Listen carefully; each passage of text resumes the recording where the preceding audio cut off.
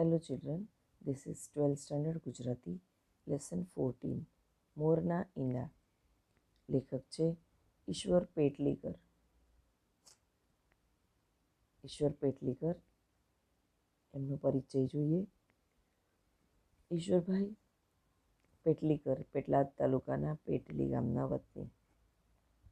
સમાજના અને રાજકારણના પ્રશ્નોની નિડરતાથી અને વિવેકપૂર્વક છણાવટ કરનાર પત્રકાર તરીકે તેઓ જાણીતા હતા.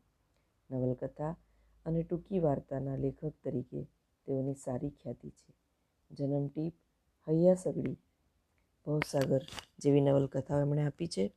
ટૂંકી વાર્તાઓ કાશીનું કરવત, લોહીની સગાઈ, માનતા જેવા વાર્તા સંગ્રહોમાં સંગ્રહાય છે. પાત્રોના મનોભાવને સહજ સૂઝથી આલેખતા જઈને તેઓ સમાજ જીવનના માર્મિક પ્રશ્નોને કુશળતાથી કથાઓમાં ગૂંથે છે. એમણે કેટલાક સરસ રેખાચિત્રો અને સાંસારિક સામાજિક સમસ્યાઓની છણાવટ કરતા પુસ્તકો પણ લખ્યા છે. તો આ હતો લેખક શ્રી ઈશ્વર પેટલીકર, એમનો પરિચય. આપણે ફરી લેસન તરફ આગળ વધીએ. We are on page 62. Please open your textbook and come on page 62. આ વાર્તામાં પુત્રની કસોટી કરતો પિતા મહીજી, પિતાનું નામ છે મહીજી, અને પોતાની ફરજ બજાવતા પિતા પર ઘા કરતો પુત્ર બુધો, પુત્રનું નામ બુધો આપણા મનમાં વસી જાય એવી રીતે અહીંયા સમજાવ્યું છે. પુત્રનો ઘા ઝીલીને પણ તેની નિડરતાથી, શૂરવીરતા અને સ્વધર્મ પાલનના ગુણોની પિતા પ્રશંસા કરે છે. એમાં એ બંનેના જીવન મૂલ્યની ઉચ્ચતા પ્રગટ થાય છે. મા બાપના લક્ષણ કુદરતી રીતે સંતાનમાં ઉતરી આવ્યાનું સૂચવે છે. પુત્ર લક્ષણે હરખઘેલી બનેલી માતા ભીરુ, મુનિમ, ગભરું કબુ તેમજ નીડર પણ માની ગાડિત વચ્ચે સંગ તથા દલભાઈના પાત્રો પણ અહીંયા સારી રીતે ઉઠાવ પામે છે. મોરના ઈંડા ચિતરવા ના પડે એવી કહેવત છે ચિલ્ડ્રન. મોરના ઈંડા ચિતરવા ના પડે એટલે parents culture come naturally in their children. They do not have to be taught. એવો એનો મિનિંગ થાય. લેસન જોઈએ આપણે કે માતા પિતાના સંસ્કારો સંતાનોમાં આપોઆપ ઉતરી આવે છે, એ કેળવવા પડતા નથી એવું અહીંયા સ્પષ્ટ કરવામાં આવ્યું છે. Lesson. Anand Khambhat railway line ન હતી તે દિવસની આ વાત છે.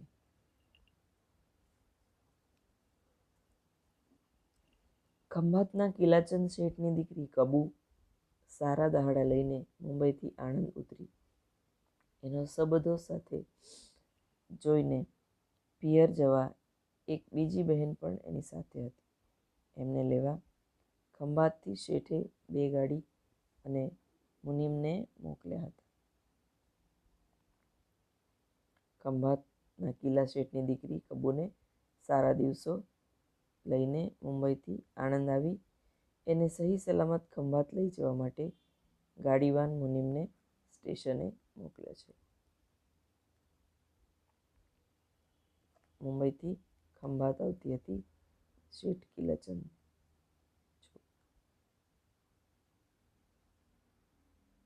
છોકરી. એક ગાડું તો ખાસું સર સામાન જ ખીચોખીચ ભરાઈ ગયું. બીજા ગાડામાં બધા ગોઠવાઈ ગયા. જોખમથી લદાયેલું કબૂનું શરીર જોઈને મુનિમે કહ્યું, બહેન, આટલું બધું જોખમ સાથે ના લાવવું જોઈએ. કબૂ સ્ત્રી સ્વભાવ સુલભ બોલી, કાકા, જોખમ ના લાવે ત્યારે પિયરમાં જાણે શું કે દીકરીને સાસરિયામાં કેટલું સુખ છે. કબૂને જોઈ ત્યારથી જ મનમાં જે વાત ઘૂંટાતી હતી તે મુનિમે કહી દીધી. પિયરિયા તો જાણતા જાણે, પણ આપણા જીવનું તો જોખમ ને.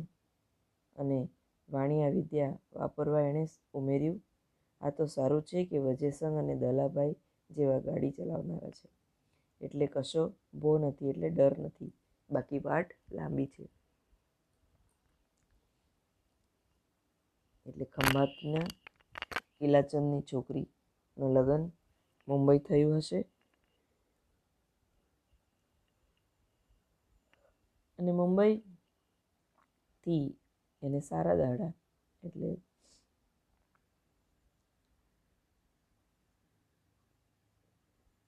છોકરોના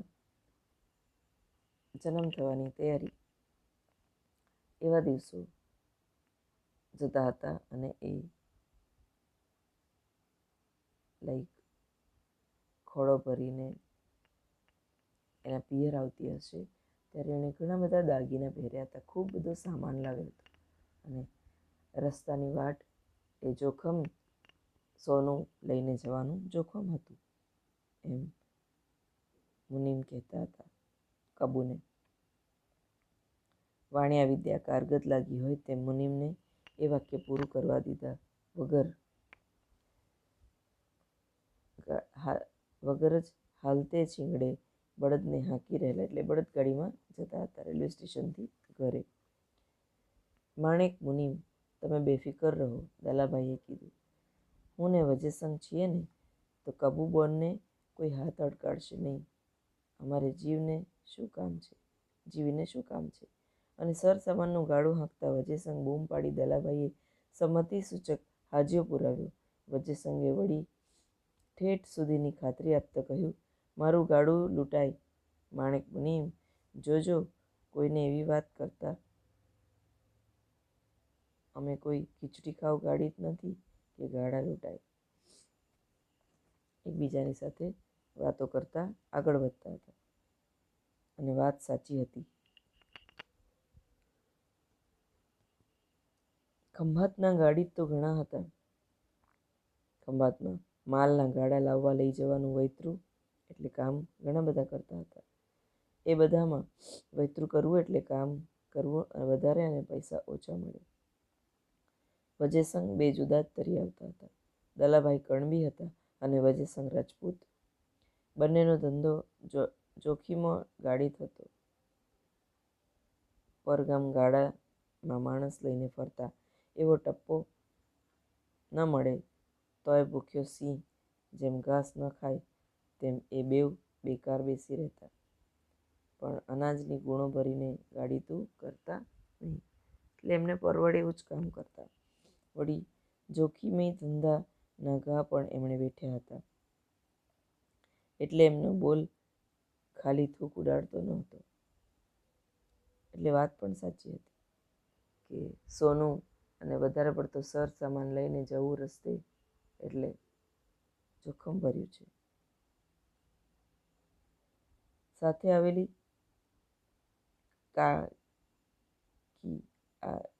કીકી આ ભયને સન્મુખ આવી પડી માન્યો. મનમાં સાબદા સાથથી પસ્તાતી હોય તેમ ક્યારની ચૂપ હતી. એમ હોય તો બહેન કબૂ, રસ્તામાં જણસો પહેરી રાખવું કંઈ બહુ છે? જણસ એટલે દાગીના એટલે ઓર્નામેન્ટ્સ. માણેક મુનિમે પણ એમાં સંમતિ આપી. કીકીનું કહેવું એ કાઢી નાખવું જેવું નથી. મોટે ભાગે એ દીઠાનું જ ઝેર છે. તે દાગીના પહેરીને આવી હતી કબૂ, અને કબૂને એવું માનવું કે પહેરીને ન આવું તો મારા પિયરમાં શું સમજે કે હું સુખી છું. કબૂ કહે, એમ હોય તો લ્યો ને, હું કાઢી મૂકું. પણ એને હજુ આગળ બોલવા દીધા વગર કાન માંડીને વાત સાંભળતા દલભાઈ બૂમ પાડી ઉઠ્યા, સાંભળજે વજેસંગ, આટલે વર્ષે માણેક મુનિમ આપણું નાક કપાવવા બેઠા છે. કબૂને કહે છે, જણસો ઉતારીને દાબડામાં મેલી દે. વજેસંગ ગાજી ઉઠ્યો. કબૂને અડવી કરીને, માણેક મુનિમ, અમારું નાક કાપવું છે કે શું? માણેક મુનિમે વાણિયાગત કરીને બને તેટલો પોતાનો રસ્તો નિર્ભય બનાવે તેવી બનાવી વાતને ટાળી દીધી. એવી મર્દાનગીની કઈ વાતો કરતા દલભાઈ અને વજેસંગ ગાડા હાંકી રહ્યા હતા. વચ્ચે કબૂ અને કીકી પણ એમની મુંબઈ શહેરની વાતો કાઢતી હતી. ત્યાં પેટલાદ મૂકી પંડોળીની ભાગોળે આવતા દહાડો મેળ બેસી ગયો. એમ માણેક કહેતા હતા કે તું પણ દાગીના કાઢીને દાબડામાં મૂકી દે. માણેક મુનિમ આવું કહેતા હતા અને સામાન્ય ગાડી હોય તો આવું જોખમ લઈ રાતે ગાડા હાંકવાનું પગલું જ ના ભરે, એટલે સ્ટેશનથી રાતે ઘરે જતા હતા. પરંતુ આ બે જણ તો રાતના 10-11 વાગ્યે ત્યાં જ પોરો લેતા, એટલે માણેક મુનિમે એ વાતમાં સંમત થતા ગામમાંથી વડાવીઓ સાથે જ લેવાની દરખાસ્ત મૂકી. ઢેબરા ખાતા ખાતા વચેસંગની આંખ લાલ થઈ. દલભાઈને પણ આ ઘા આકરો લાગ્યો. પોતે જે ગાડા હાંકતા હોય તેની સાથે વડાવીઓ જોઈએ એ એમને મન હાડોહાડ અપમાન હતું. પરંતુ એ બંને જણ સમસમીને બેઠી રહ્યા હતા કે એક વડાવીઓ સાથે જોઈએ અને પછી સારી રીતે ત્યાં સુધી પહોંચી શકાય.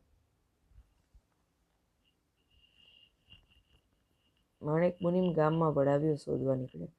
મહીજી બારૈયો ગામમાં વડાવિયાનું કામ કરતો હતો.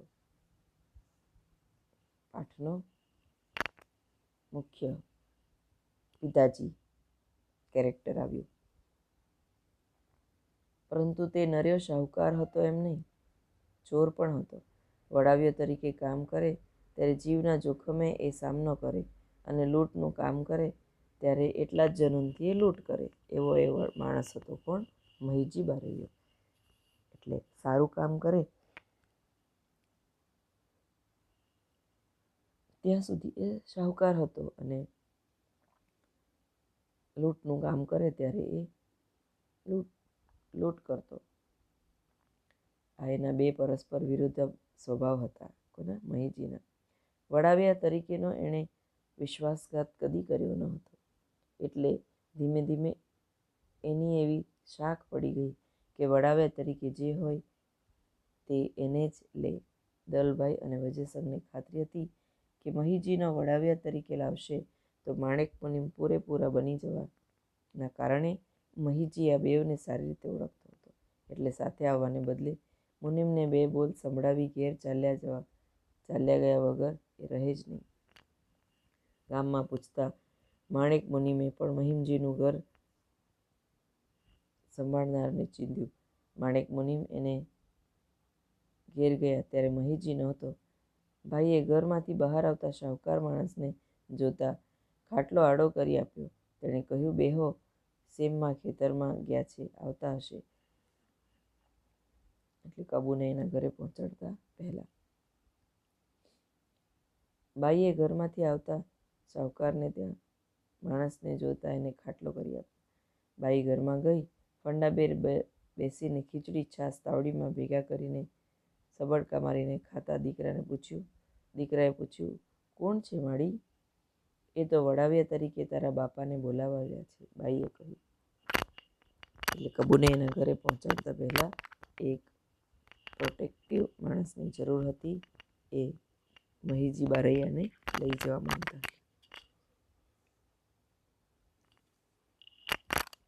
20 વર્ષના બુધાએ મર્દાનગીના ધાવણ માને થાનેથી પીધા હતા. બાપુનું હાડ એની ફૂટતી જવાનીમાં ન સમાવાનું હોય તેમ એની અડીખમ કાયા સાક્ષી પૂરતી હતી. કેળે તલવાર બાંધવી, ખભે તીરકામઠું ભરાવવું અને હાથમાં ધાર્યું ઝાલવું.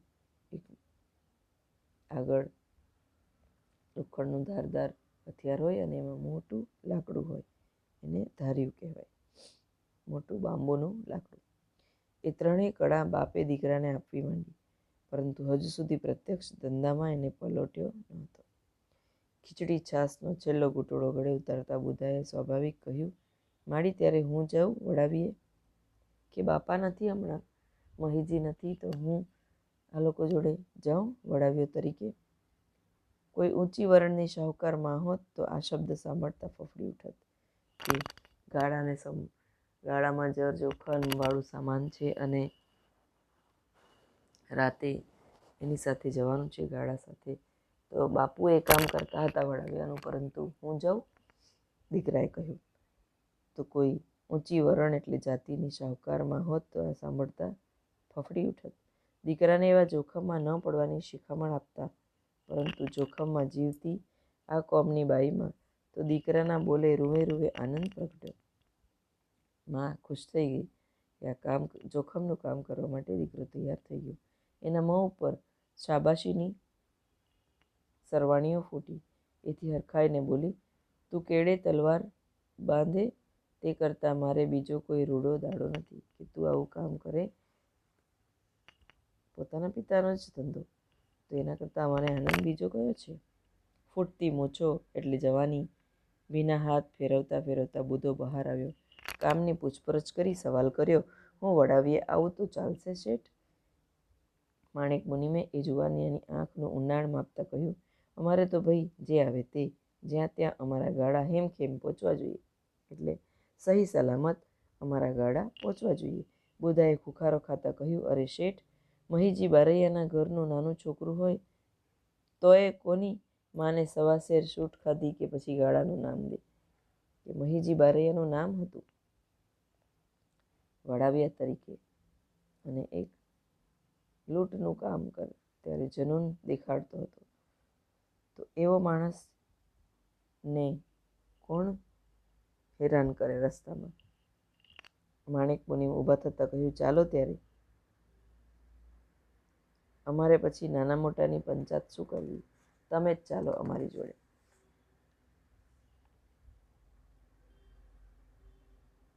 We have finished page 63 also.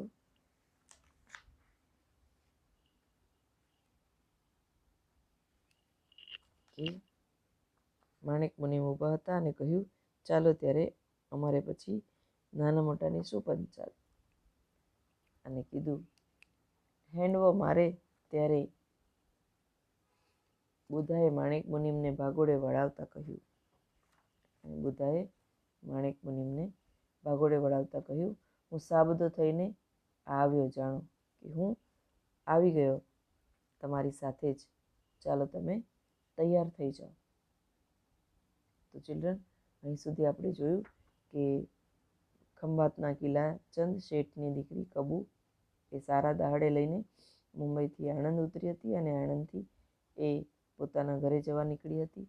સાથે ખૂબ સારું એની સાથે સરસામાન અને જર જોખમ એટલે સોનાનું હતું બધું સામાન, અને પહેરૂપિયું પણ હતું. તો એ લઈને રસ્તે જવું એ જોખમવાળું કામ હતું એમ મુનિમ અને બધાને લાગતું હતું. તો રસ્તામાં સાથે કોઈ એક હિંમતવાળો વ્યક્તિ હોય તો બધું સચવાઈ રહે એમ કરીને મહીજીને બોલાવવા ગયા, પરંતુ મહીજી ન હતા એટલે એના દીકરાને બોલાવ્યા અને એનો દીકરો બુધો એ એમની સાથે જાય છે. અને હવે આગળનું લેસન આપણે બીજા વિડીયોમાં જોઈશું. Thank you.